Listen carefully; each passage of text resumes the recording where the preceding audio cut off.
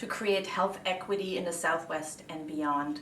We have made it our mission to eliminate health disparities through science and research, and most importantly by partnering with community members to engage them in the research process and the development of solutions for their communities. To find out more, go to our website at circ.asu.edu and find us on social media. We know life isn't easy at the moment. You've got plenty of things to worry about. Blue Cross Blue Shield of Arizona doesn't want your healthcare coverage to be one of them. You've got better things to do.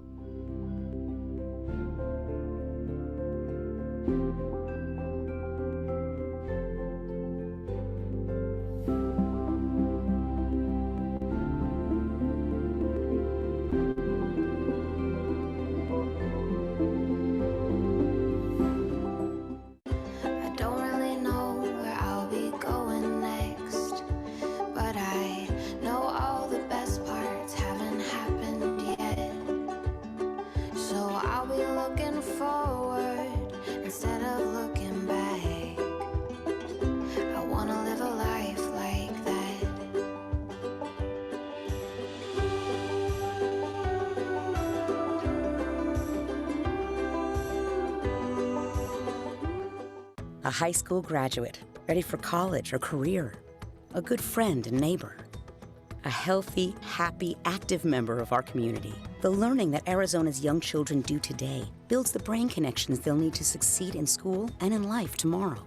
First Things First is our state's early childhood agency, focused on quality early learning for Arizona's children from birth to age 5. Visit firstthingsfirst.org to learn more about early learning and its lifelong impact.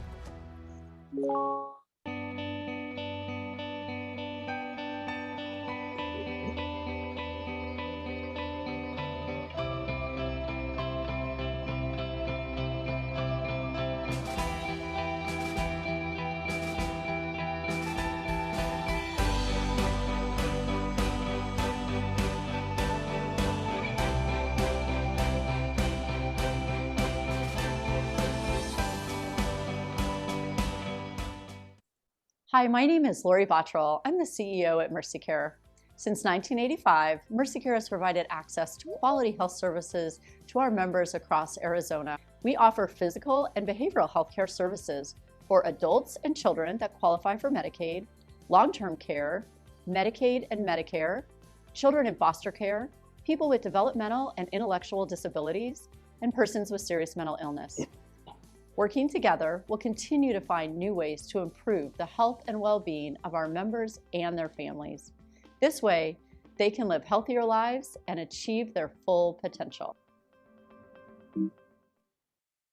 The world is going through so much right now, but one thing remains the same. You can lean on Molina Healthcare. Molina has 40 years of experience caring for people across the U.S. with access to quality care for moms, kids, and families. For the health coverage you need close to home, lean on Molina. What if everyone could get the care they need, when they need it? And we had the ability to track it all to actually improve the way care is being delivered. No paper referrals, no pamphlets, no missed appointments. That's where Unite Us comes in.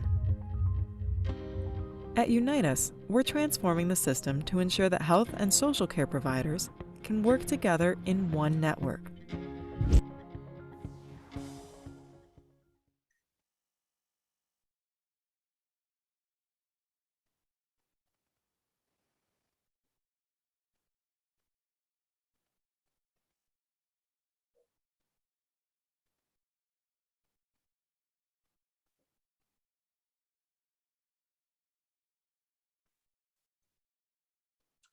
Good afternoon, everybody. We will be starting in just a couple of minutes. We're just waiting for the presenters to join the session. But just so that we can confirm that you're in the right session, this is using the CASPER community survey methodology to guide health equity interventions. So again, we'll be starting in just a couple of minutes.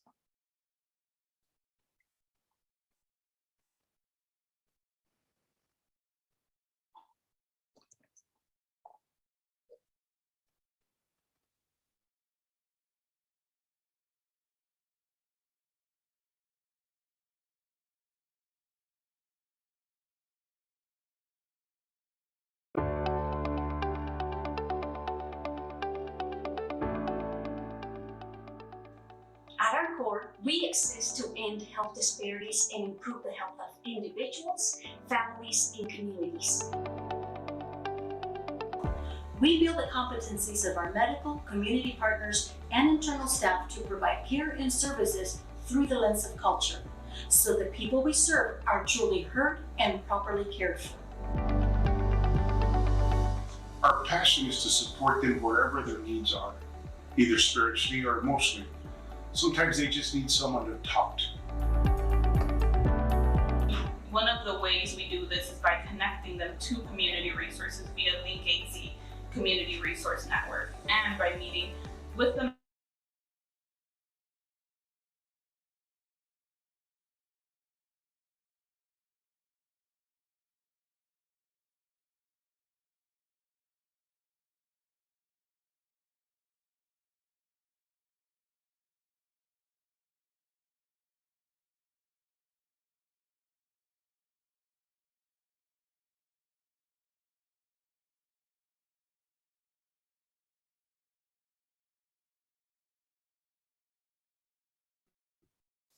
Can you hear me? Okay, I think you may be muted. I can't hear any audio. We can hear you. Sorry about that. Yep, there we go. So just to confirm, we're all in the right session. This is using the CASPER community survey methodology to guide health equity interventions. And we have Dr. Jean here. So feel free to go ahead and take it away. Okay, perfect. Thank you all for being here. Let me go ahead and share my screen.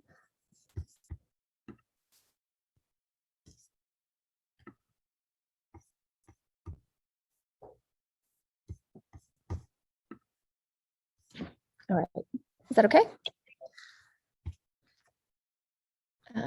Perfect. Thanks to everybody. My name is Megan Jean. I'm an infectious disease epidemiologist and associate professor at ASU in the Center for Global Health. And with me, I have my co-presenter here, Dr. Orvi Pandit with Maricopa County Department of Public Health, who is a medical epidemiologist. And we will be presenting an overview of using the Maricopa County CASPER Sero Survey to guide health equity interventions. So just a little bit of terminology here for people who are not familiar. The term seroprevalence study is, or sero survey, is used to get an estimate of, in this case, SARS-CoV-2 antibodies in a population level. Policymakers need accurate estimates of the cumulative number of people previously infected with the virus in order to be able to plan and manage the pandemic. And so we were tasked with designing a sero survey for Maricopa County last fall, just after our big second wave in July here in Arizona. And the reason that we decided to do this was because most previous sero surveys in the US have focused on the prevalence of the virus in convenience samples. And so these are typically, easy to reach populations in convenient locations like clinics or grocery stores or other places. And so these types of methodologies, they're not a random sample, they're not representative of the community, particularly high-risk populations, which tend to be missed by that have reduced access to testing and medical care. And so a field survey with representative sampling, our aim was to be able to provide better data to help fill in some of the gaps of traditional public health reporting, to get there and out there in the communities, meet people where they're at, go door to door. And so this information was really helpful for kind of contextualizing and informing COVID-19 mitigation strategies here in Arizona.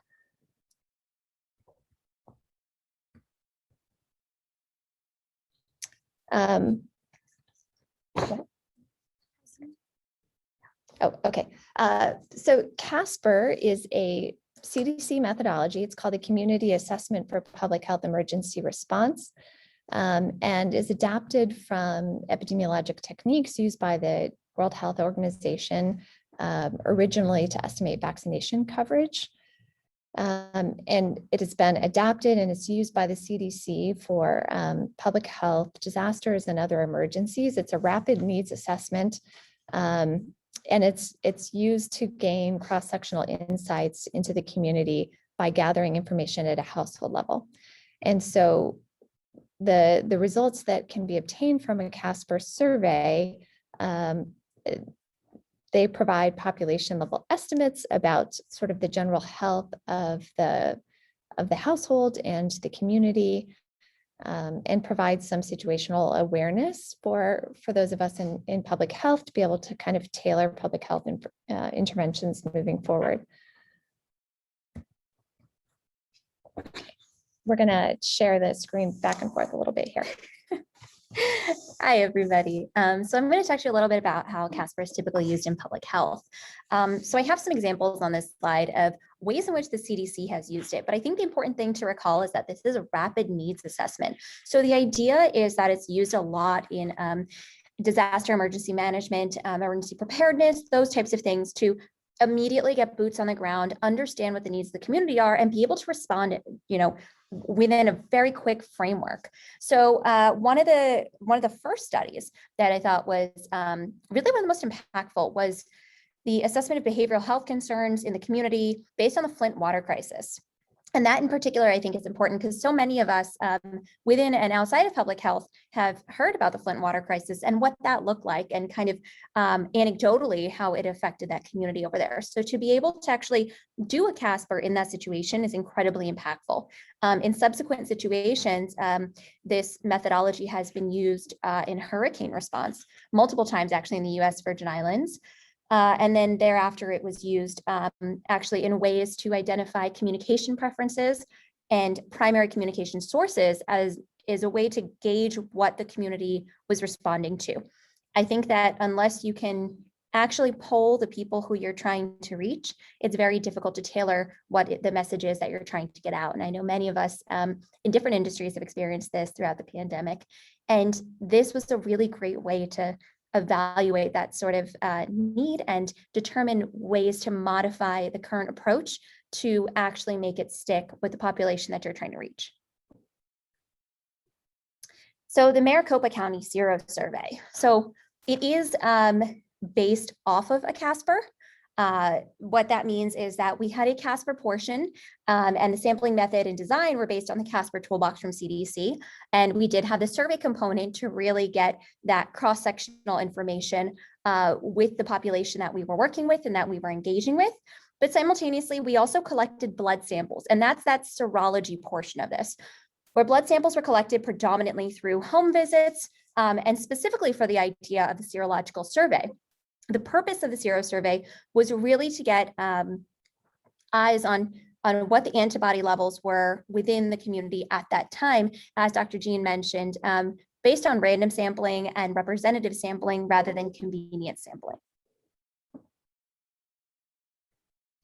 So what does the timeline look like for a Sero survey? Obviously, there was a little bit of pre-planning that went into this because we were in a pandemic situation trying to understand this.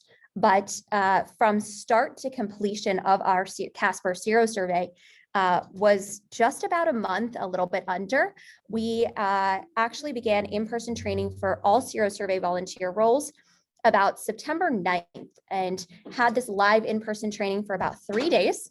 And then about the 12th was when Sero survey field sampling was initiated in all of our clusters. And we'll go into a little bit more about what the clusters are and what the sampling looks like and kind of those pieces of it. But if you can imagine the size of Maricopa County, which is over 9,000 square miles, it is incredibly large. We are one of the largest public health jurisdictions in the nation. Sending teams out to various locations in the county can be logistically challenging and also can be challenging from a personnel standpoint, can be challenging from a timing standpoint, and can also be challenging from the time perspective of having live blood samples collected in the field and bringing those back so that they are actually usable for the purposes of our project here. And so we initially concluded Sero survey field sampling about 8 days after, and all the sampling actually happened out of the ASU football stadium. That's where we were headquartered. That was our mission base, and we had about 90 plus volunteers going in and out of there every day, helping us support this. After kind of running the numbers and looking at where we were, we decided an additional field sampling days would benefit kind of the additional information that we were wanting to gather and would round that out. So we utilized some very limited staff, ran it out of public health department, and had 2 additional field sampling days on September 30th and October 1st. And October 1st, we actually did complete the Zero survey and reached our goal, which Dr. Dean will talk about in a little bit. This is just the epi curve for Maricopa County. I wanted to show you the timeline of the sampling relative to the pandemic. And so we sampled in early to mid-September, and that was just past our huge July surge here in town. And so about 92% of all the cumulative cases in the county occurred within 12 weeks of our sampling, which is important when you start thinking about kind of durability of an antibody response. And, you know, would you be missing, would we, you know, potentially be missing anybody from an antibody test who had a very, very early case back in January or February? So likely not. Okay, so the way this CASPER sampling frame works is that we use census data. We worked with CDC to identify all occupied housing units in Maricopa County, excluding the tribal lands. And that was about approximately 1.5 million households. And then CDC CASPER methodology uses a cluster sampling design. It's somewhat sophisticated sampling design. So based on the census block groups, we randomly selected 30 areas or zip codes where we would be sending field teams. And those 30 neighborhoods were designed to, we sort of used a kind of fancy statistics and weighting in order to have those 30 communities represent Maricopa County at large. And then the final piece of the sampling is probably the most important. So we send the field teams out to these communities or zip codes, and you can see sort of those pink dots on the map are where are the 30 neighborhoods that were randomly selected to be part of this. And they went all the way from Wickenburg to Apache Junction and everywhere in between. So our field teams were everywhere across Maricopa County. So when they arrived to the neighborhood during sample collection, there's a process for systematically sampling within the neighborhood. So we dropped flyers at everyone's home saying that we will have field teams in the area and we may or may not be knocking on your door. And so the teams go, they have a random starting place, and then they go to every 7th household in that community to invite them to participate. And it was really important to us that we do our best to reach everyone in the community. So we didn't want to bias the sample by only going Monday through Friday, 9 to 5, something like that. We went weekends, we went evenings, we took appointments, you know, we left notes on the door. We tried to do our best to reach those households that were sampled. Okay, so field operations, as Dr. Pendy mentioned, are incredibly complex. I can't emphasize enough how difficult it was to do this. Each team, we sent out teams of field interviewers and a nurse or phlebotomist paired together. So one would be doing an interview and one would be drawing the blood samples for everyone in the family who would be participating. Their job was to approach the door, to recruit participants, to do the survey.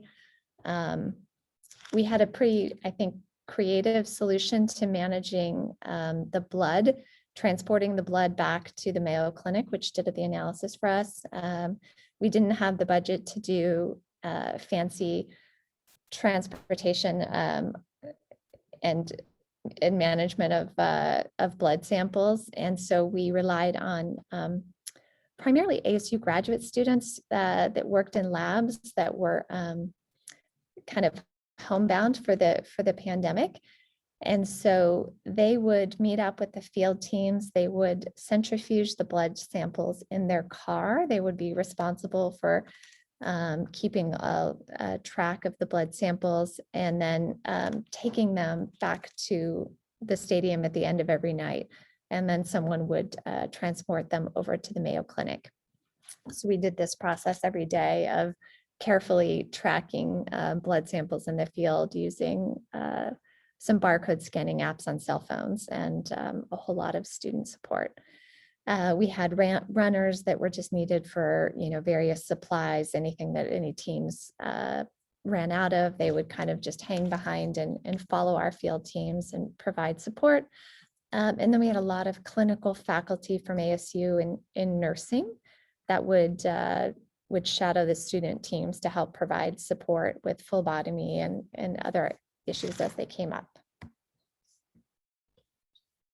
I skipped a slide.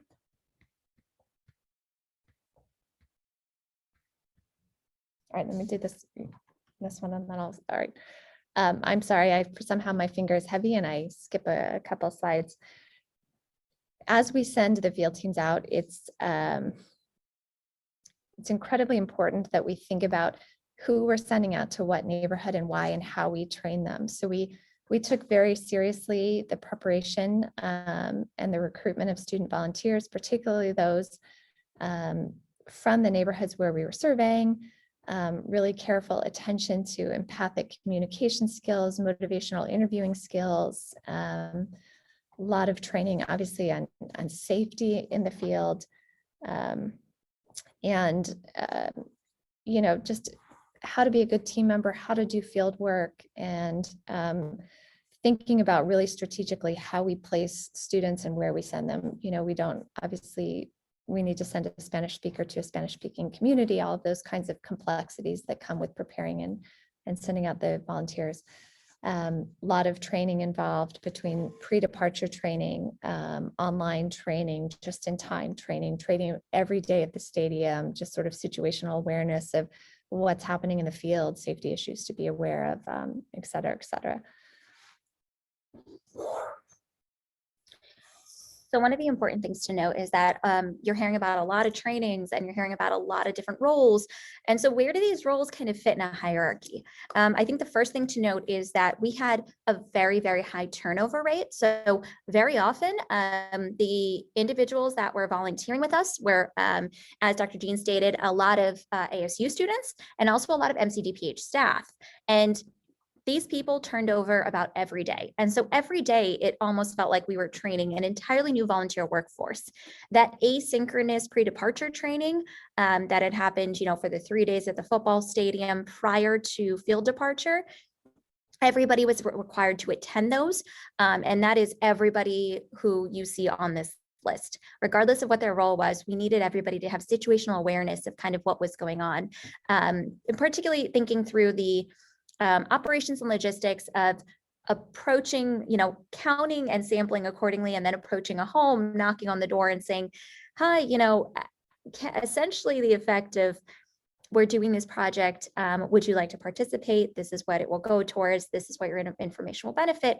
And of course, then moving through the pieces of having to do phlebotomy live outside a person's home in a pop-up tent. And so that's where a lot of that motivational interviewing and a lot of the discussion comes into play. So overall, what did that look like? Because there were so many new volunteers, it ended up being over 200 field volunteers that participated. Most of these were MCDPH staff and ASU students, and depending upon the roles, it really parsed out who would led into what. In particular, we were definitely looking for certain people who had certain skills to do specific things. So for example, we had talked about our mobile lab tech. This mobile lab tech had a mobile centrifuge in their car plugged into a cigarette lighter. It had to be somebody who knew how to use a centrifuge, felt comfortable doing that, just so that we weren't, putting that on somebody who felt a little overwhelmed. So as far as operations go, on site, we had our command center. This was at the ASU football stadium. And we had our unified command, which was sort of our internal team of planners and lead coordinators who would put this together. We had support staff. We also had zone leaders. And when you think about those 30 different clusters, one was sampled twice, so 29. We really tried to put them into specific zones. And we ended up having 9 zones and 1 zone leader per zone who could coordinate several different cluster teams at a time and work with them. Similarly, there was a sample collection manager who was on site making sure in real time that while the blood samples were being scanned into the system, they were being named appropriately so that they were both de-identified, but linked to a survey so that we could then get that information and analyze the results of that information to better understand what the community needed at that point. And then obviously we had data managers, translators, and all sorts of other people as well.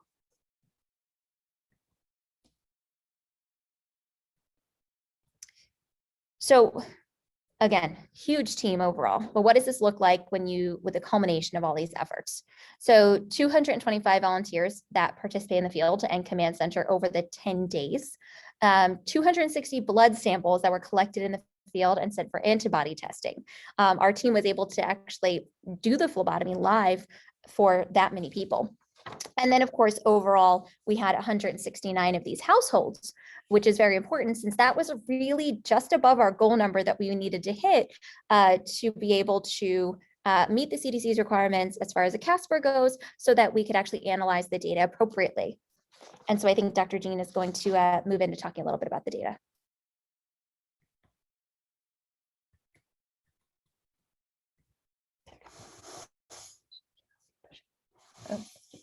Okay. So here are our results overall. So we came up with a number of 14% of the population of Maricopa County had detectable antibodies to COVID-19 through August 2020. And that actually was much higher than we expected it to be at the time. And so importantly, we found that for every case that was detected through normal public health surveillance methods, an additional 4 to 5 cases were not detected. This could be because they were asymptomatic, they didn't seek tests, they didn't know how to seek a test. They were worried about how to get a test, any number of reasons. Our overall cooperation rate was 29.5%, which is actually quite high considering we were randomly knocking on people's doors and asking for blood samples. So to me, that was a really tremendous cooperation rate from the community at large. And a lot of these communities had probably never seen public health folks before. I can't tell if I'm skipping.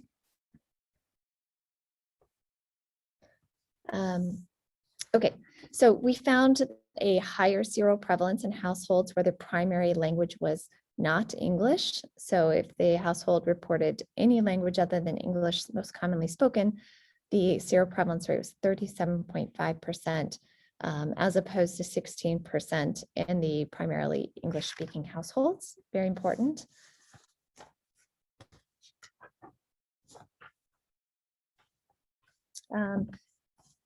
Only 54% of the households in our sample reported with COVID-like illness reported that they were tested. So, we're in the middle of a pandemic, people with COVID-like symptoms, only half of them actually sought testing. And that was really important to us. And we asked why. And the most commonly reported reasons for not being tested were concerns about the cost, uncertainty about where to get a test, inaccessibility of testing sites. So this could be transportation issues. Didn't know how to schedule to get a test. Concerns about eligibility of testing given reported scarcity. So there's a lot of media early on about limited testing spots available, and people were afraid maybe of taking one of those spots if somebody else needed it. And then lastly, concerns about citizenship status and what that would look like if they reported to a large pod or testing center.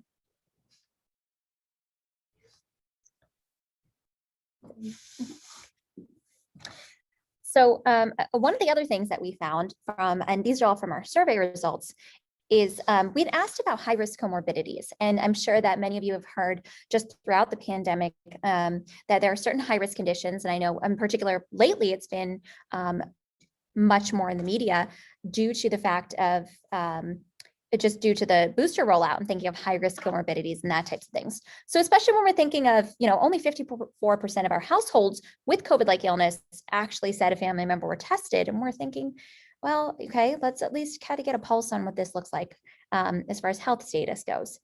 And so what you see here is that 17% of people reported themselves as suffering from obesity, 15% had diabetes, about 14% had moderate to severe asthma, 12% had serious heart conditions, 11% were immunocompromised. And immunocompromised is the definition that we operated on, was including cancer, HIV, transplants, immunosuppressive medications. 9% with chronic lung disease, 4% with CKD, 1% with liver disease, 1% saying they don't know, and 51% saying none of the above. Remember, this is also a select all that apply question, but worth noting the number of individuals that are stating that they have these high risk comorbidities that really would lend themselves towards, really, I guess, being higher risk for COVID. So similarly, one of the other questions we asked was about healthcare accessibility. So since January 1st, 2020, have members of your household been able to access healthcare when they needed it? It was really nice to see that 84% of people said always, 9% of people said sometimes, and 2% of people said no. So what you're starting to see here is if you were on this morning listening to our keynote speaker talking about these sort of incongruent information that you're seeing, that's what this is, where 84% of people are saying that they had access to healthcare, but a number of people are saying that, very high number of people are saying that somebody in their household experienced COVID-like illness, but then did not seek testing or did not seek follow-up care. This actually extended even beyond standard healthcare over into what we think of as mental health. And there have been a number of studies at this point that have come out, and a recent MMWR actually came out stating that the nationwide average anxiety severity scores are up 13% between August 2020 and December 2020. And that really falls within the time frame that we're talking about here for our sero survey. So I think it's impactful to have that information. And so one of the questions we asked was, what's the current level of stress in your household? And interestingly, 7% said high or close to the breaking point, but it was nearly equivalent, the number of people that said medium, they're stressed, but they're managing, and the number of people that said low, but we feel little to no stress. Worth noting, though, that a number of people within this cohort did self-identify as retired. So who knows how much that plays into their stress levels. But I think it's an important concept that over 50% of those that were surveyed noted that they had medium to high stress levels currently existing in their household. So as a follow-up question, we asked if they or their family were experiencing recent behavioral changes, do they know where to find help?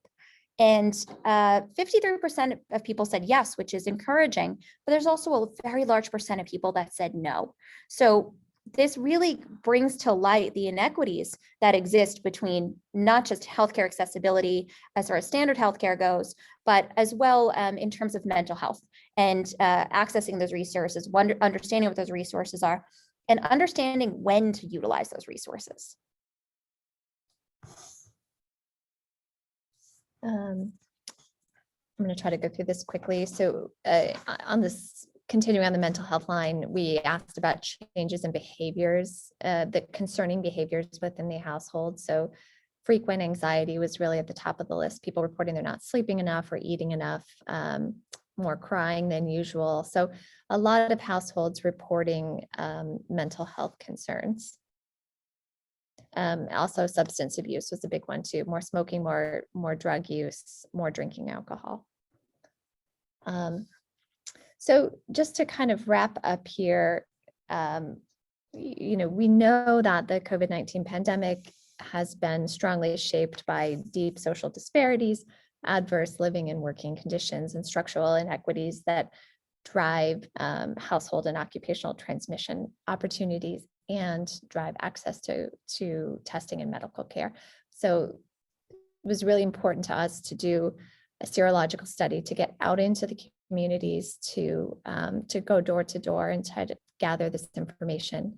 The results from the sero survey were used to understand COVID-19 disease burden, impact on communities, and to guide the public health response moving forward. So we know, and the theme of this conference really has emphasized over and over again, that significant inequities in who's getting infected and who's getting seriously ill with COVID. People of color have been disproportionately impacted from start to end. The study also emphasized the need for increased access to free and affordable testing and sharing that information in linguistically and culturally acceptable ways. Also laid a foundation for the pervasiveness of mental health challenges across all people in our community. And it gave us some insights into just access issues to basic healthcare needs. So this was a huge team effort to pull off something like a community sero survey, really spearheaded and funded by Maricopa County Department of Public Health.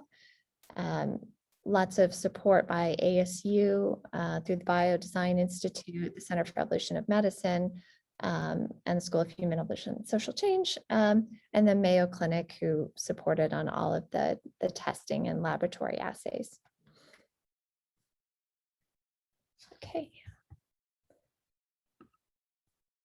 I'm going to stop there and maybe take a few questions if we have time.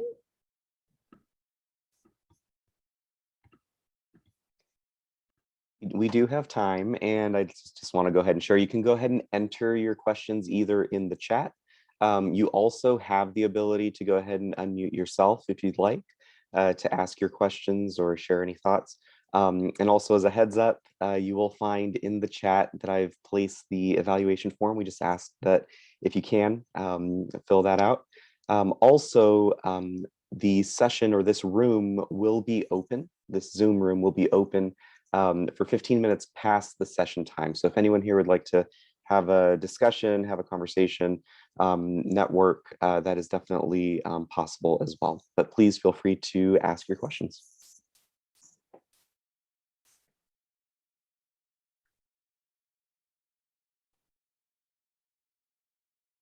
And I can start. I was just curious if you happen to, I mean, I'm sure there were trends that you found in terms of cooperation rate by cluster. So is there anything that you can share that you found, you know, certain areas of the county that participated over others? Yeah, I mean, so that there were definitely communities that welcomed us with open arms, and there were others who did not. You know, I think, let's see, you know, geographically, maybe the Northwest Valley was a bit difficult, and parts of the Far East Valley were a bit difficult. You know, we did find that, so we learned things as we went along day to day. Obviously, response rates got a little bit better towards the end of the sero survey, but, you know, we found that nurses tend to be trusted members of a community. And so when folks would introduce themselves as, you know, hi, I'm a nursing student from ASU, that really helped, I think, rather than sometimes leading with government in terms of public health association can be a little off-putting for some. So we tried to lay that in that neutral ground by saying, you know, hey, we're from the nursing team at ASU and we're working in collaboration with the county. And, you know, I think we spent a lot of time just talking to folks at the door, right? Sometimes they'd want to think about it, and then we could circle back another day or a couple of days later, follow up with a phone call. You know, we also had a mobile van. We didn't talk much about that, but if people wanted to think about it for a couple of days and then schedule an appointment with a van, with the mobile health unit, sometimes that helped. But, you know, I think it's also just trying to send folks out there who were members of those communities a little bit. So, you know, if we were going into senior areas, we tried to match the demographics of our team with the demographics of the community where we were going. And I think one thing I'd also add is that piece of cultural competency. Because there is such a wealth of diversity, and because we wanted to really get participation from as many people as possible to really understand the full breadth of what was happening, you know, within the community, we tried very hard, as Dr. Jean mentioned, to match the demographics of the folks that were in the community with the community they were visiting. And so that extended as far as language and cultural competency as well, making sure that if there was a holiday weekend or a festival weekend happening for a certain culture, a certain religion, that we were mindful of when we were sampling in that area, but also that the folks who were going into there had an idea of what was happening in that area so that they could have these interactions in the most respectful manner possible. And we did a lot of reconnaissance in terms of going out to every community before we visited, leading up to the weeks, to try to learn about the community, to talk to, if we could, HOA directors or the mobile home unit directors, and kind of get the buy-in of, apartment managers, whomever that might be. But yeah, it's tricky. Thank you. Yeah, thanks for the question. And it looks like there is a question in the chat. So from Priscilla, how can we use the results to provide accurate COVID positivity rates? You mentioned that there is actually 4 to 5 more COVID cases for every positive. How can we use this information to drive vaccination rates up?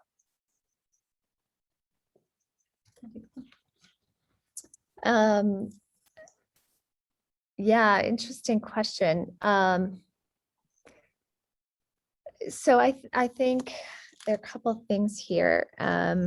We did find that, there were a lot of undiagnosed cases, and so we probably have more prior infection than we are aware of. But in terms of using that to drive vaccination, I almost think that works against us, because there are still a number of folks who sort of want to rely on their natural infection, I think, rather than getting a vaccine. And so we're still encouraging, obviously, even if you've had a prior COVID infection, that you should still go out and get vaccinated, because even a vaccination plus prior natural infection is even better than probably 2 vaccine doses. So want to add anything there? I think. Yeah, I would say that one of the additional things to maybe think of is that when we're talking about using the results to provide accurate COVID positivity rates, when we did share this information out publicly, we really did try to recognize that clearly there is a discrepancy and that there are a number of potentially undiagnosed COVID cases. And so trying to alert the public that if at this point, the threshold for recognizing COVID and the idea that if it looks like COVID and talks like COVID, you should probably get a COVID test. Just because the sequelae from COVID, thinking of long COVID down the line, can be so challenging and can be catastrophic even. So as far as using them to provide accurate COVID positivity rates, we used it really from the public health sense as an opportunity to alert the public of what was happening and kind of where there was a gap that they could help public health fill so that we could better serve them. And ultimately, with that information, continue to move forward and enhance testing opportunities, which is certainly what we did following this. And then thereafter, of course, with vaccinations coming out, using that information and what we've already created for testing to kind of enhance those efforts as well. So I would say that a large part of what came as far as testing and vaccinations following the Zero survey was based a lot on these results and our ability to gain that boots on the ground type information.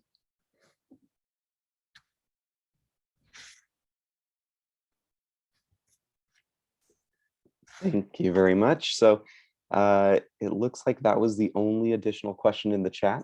But like I mentioned, if there's any other conversation that you'd like to have, the room will remain open, and then we will close it in 15 minutes. But again, thank you to our presenters, and thank you for everyone that joined the session.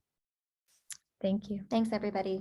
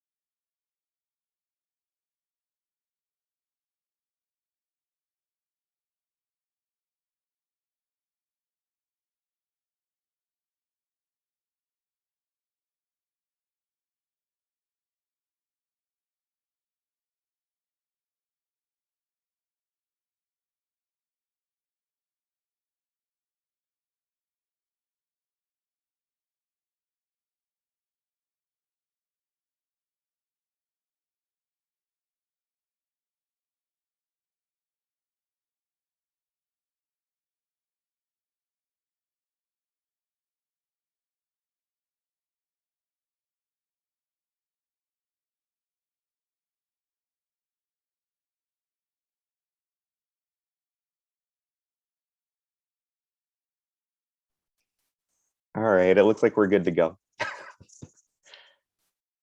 Thanks again. Sorry for being late there. No worries, we're good. So thank you. Thank you. Not a problem. Have a good one. Take Bye. care. All right, bye-bye.